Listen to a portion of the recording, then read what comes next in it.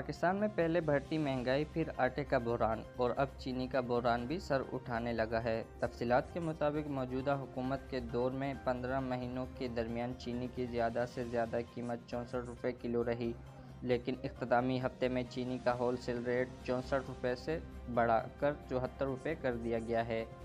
इस ताज़ा सूरत हाल के बाद अब मुल्क में आटे के बहरान के बाद चीनी की किल्लत भी पैदा हो गई है।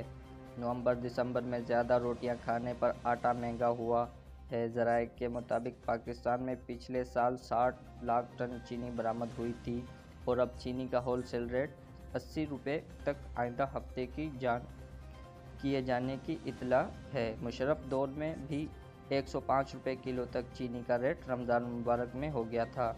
इस सिलसिले में ये भी कहा जा रहा है कि हुकूमत ने अगर आटा फाइन मैदे की तरह चीनी की बरामद का सिलसिला बंद न किया तो फिर मुल्क में चीनी की कीमत 100 रुपये किलो तक चली जाएगी। वाज़ेह है कि मुल्क भर में आटे का बहरान शिद्दत इख्तियार कर चुका है और कराची, हैदराबाद और लाहौर समेत मुख्तलिफ शहरों में फ़ी किलो आटे की कीमत 70 रुपये तक पहुँच गई है। गुज़िश्ता दिन वज़ीर आज़म ने आटे की कीमत में इजाफे का नोटिस भी लिया और आटे के बहरान से निपटने के लिए ग्रैंड ऑपरेशन की हिदायत की है।